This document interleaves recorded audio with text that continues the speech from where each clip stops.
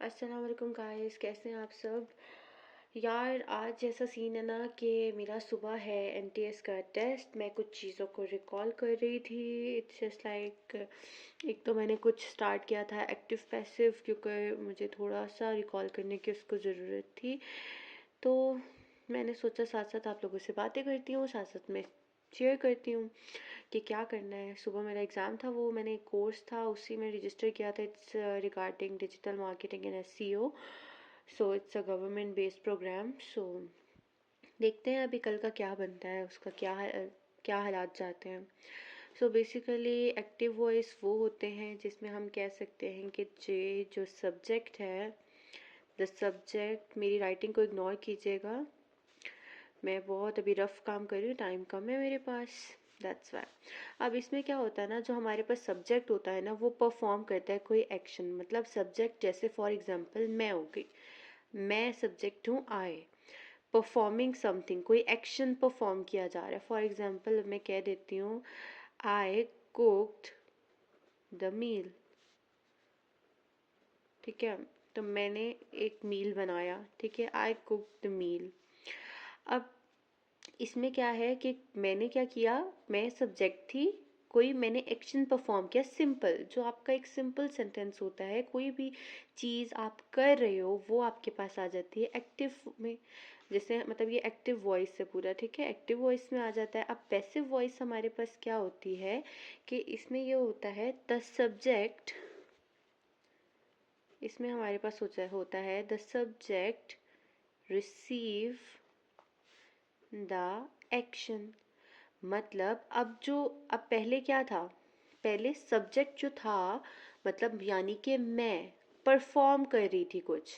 अब क्या है, अब जो मैं हूँ वो रिसीव कर रही हूँ जो एक्शन मैंने किया। मेरा एक्शन क्या था, खाना बनाया था मैंने। तो मैं बोलूँगी the meal is cooked by me.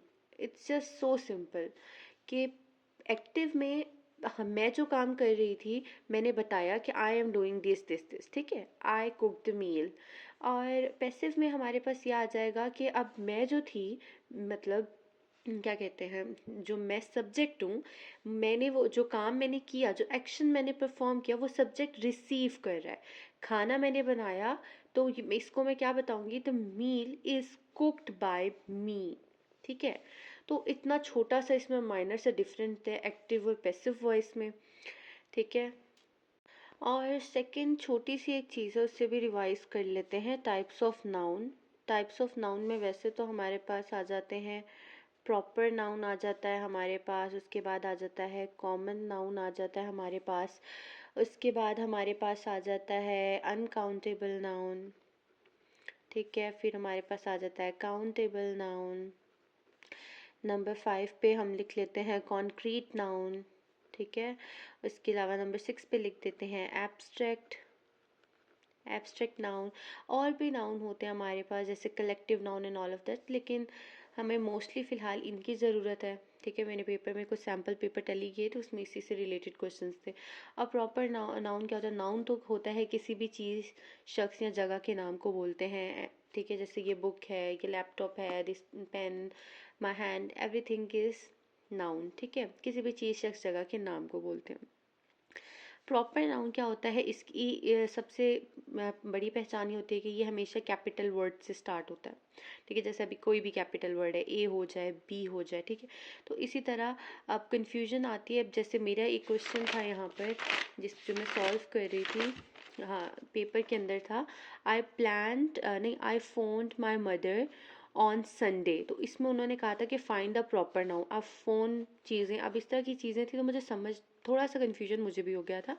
Then I get to know कि संडे जो है, भी मैंने अपने तौर पे मार्क तो कर दिया था, बाद में रीचेक किया तो यही था। क्योंकि नाउन क्या होता है, किसी भी चीज़, शख्स, जगह के नाम को, प्लेस को, ठीक है। अभी इसमें प्रॉपर नाउन ये था, पहली चीज़ तो ये कि संडे जो था वो क्या कहते हैं, इस कैपिटल लेटर से स्टार्ट हो रहा था, ठीक है। एक तो इसकी ये पहचान हो गई ना। कि एक प्रॉपर नाउन जो होता है वो हमेशा कैपिटल लेटर से स्टार्ट होता है। अब जैसे देखो फ़ोन क्या है, अब फ़ोन कोई सा भी हो सकता था, ठीक है। सैमसंग लिखा होता तो फिर मैं कुछ कह देती, मदर का नेम लिखा होता तो मैं कुछ कर देती, लेकिन संडे, संडे को देखकर हमारे जहन में आता है कि हाँ भाई संडे एक पर्टिकुलर डे है, ठीक है। तो संडे हमारे पास हो गया प्रॉपर नाउन।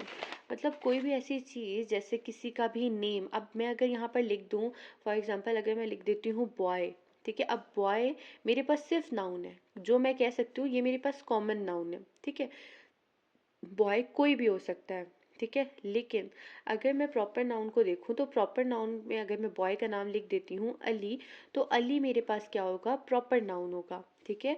किसी भी चीज़ की शनाख्त आप दे देते हो जब आपको उसके नाम से पता चल जाता है कि इसमें किस बंदे की, किस जगह की बात की जा रही है, तो हमें पता चलता है वो प्रॉपर नाउन है। जैसे कि लाहौर, ठीक है। उसके अलावा अली आ गया, ठीक है। एनीथिंग, जैसे पिज़्ज़ा, अब पिज़्ज़ा भी अब मेरे पास जो होगा ना वो कॉमन में आएगा, लेकिन अगर मैं पिज़्ज़ा का नाम लिख देती हूँ आगे तो वो मेरे पास प्रॉपर में आ जाएगा, स्पेसिफाइड कर दिया मैंने उससे। कॉमन नाउन आपको अब समझ आ गया होगा, तो वो जैसे बॉय हो गया, चेयर, व्हाटसोएवर, इसी तरह कुछ भी करके आप लिख दो। सारे जो भी कॉमन नेम्स होते हैं वो हमारे पास इस कैटेगरी में आते हैं। आई गेस ये आप लोगों को पता है, इतना बताने की ज़रूरत नहीं है। अनकाउंटेबल नाउन क्या होते हैं, वो नाउन जो हम लोग काउंट नहीं कर सकते, जैसे हमारे पास आ गई शुगर, सॉल्ट। अब ये भी क्या है, सॉल्ट और शुगर नाउन है लेकिन अनकाउंटेबल नाउन की कैटेगरी में आते हैं, क्योंकि शुगर आप काउंट नहीं कर सकते, सॉल्ट आप काउंट नहीं कर सकते, हेयर जो है आप काउंट नहीं कर सकते। वेयर एस काउंटेबल नाउन्स में हमारे पास आ जाते हैं एप्पल, जैसे अब आप एप्पल्स को काउंट कर सकते हो, आपके पास कुछ भी आप कह लो, और जैसे बनानास हो गए आपके पास, ठीक है। तो इन सब चीज़ों को आप काउंट कर सकते हो, so they fall in the category of countable nouns. अब आ जाते हैं concrete noun and abstract noun. अब ये दोनों ना एक दूसरे से लिंक है, ठीक है। इसको थोड़ा सा समझिएगा। एब्स्ट्रैक्ट चीज़ वो होती है, देखिए आपने अक्सर एब्स्ट्रैक्ट पेंटिंग के बारे में सुना होगा, ठीक है, कि उसमें क्या होता है। अब एब्स्ट्रैक्ट पेंटिंग क्या होती है, जिसमें प्रॉपर कोई फिगर, कोई शेप, इस तरह की चीज़ नहीं दी होती हमें, ठीक है। लेकिन स्टिल क्या होता है, हम उस चीज़ को देख के उसके अंदर इमेजिनरी और इल्यूजन्स निकालते हैं कि भाई इसका ये मतलब हो सकता है, इस लाइन का ये मतलब है, मतलब एक फीलिंग है एब्स्ट्रैक्ट। तो एब्स्ट्रैक्ट वो चीज़ होती है, कोई भी चीज़ जिसको ना हम देख सकते हैं, ना हम सुन सकते हैं, ठीक है, और ना हम छू सकते हैं। अब जैसे हो गया लव, प्यार। अब प्यार को हम क्या कर सकते हैं, प्यार है, प्यार को हम देख नहीं सकते, प्यार को हम लोग छू नहीं सकते हैं, ठीक है, लेकिन प्यार है। उम्मीद, लाइक होप, होप भी उम्मीद। अब हम किसी को उम्मीद दे रहे हैं, ठीक है, तो ये भी एक ऐसी चीज़ है जिसे हम देख नहीं सकते, सुन नहीं सकते, ठीक है, लेकिन ये एग्जिस्ट करती है। तो दीज आर एब्स्ट्रैक्ट नाउन।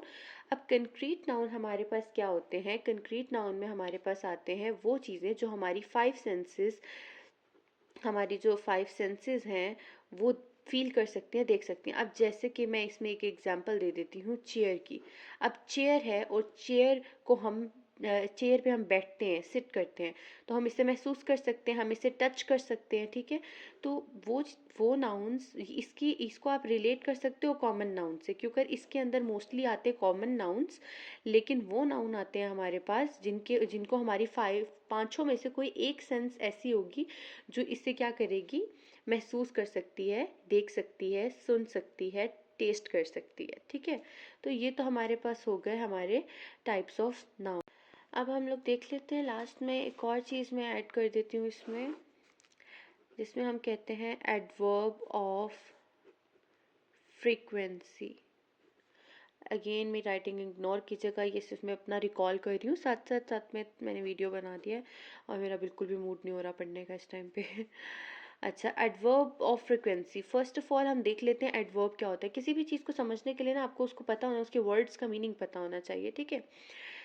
तो एडवर्ब क्या होता है, पहले तो बताएं वर्ब क्या होता है। वर्ब होता है हमारे पास कोई भी एक्शन, ठीक है, एक्शन वर्ड, ठीक है, जहाँ पर कोई एक्शन हो रहा है, जैसे सिंगिंग हो रही है, ठीक है, प्ले कर किया जा रहा है, खेला जा रहा है, उसके अलावा राइट में लिख रही हूँ, this is an action, so this is verb. अब एडवर्ब क्या होता है, जैसे कि आपने नाउन में पढ़ा होता है कि नाउन के साथ, नाउन को जो पर्टिकुलरली चीज़ डिस्क्राइब करती है ना बैड और गुड मैनर, वो एडजेक्टिव्स होते हैं। तो एडवर्ब्स वो होते हैं जो कि हमारे एक्शन वर्ड्स को एक्सप्लेन करते हैं, ठीक है। जैसे कि मैं कह सकती हूँ कि शी इज सिंगिंग बैडली, ठीक है। तो मतलब वो जो गाना है, वो गाना बहुत बुरे तरीके से गा रही है, गाना अच्छा नहीं गा रही है, बहुत गंदा गाना गा रही है, ठीक है। तो अब जो बैडली मैंने लगाया है ना, वो हो गया एडवर्ब, ठीक है। लेकिन अब यहाँ पर हम लोगों का काम यहाँ ख़त्म नहीं होता।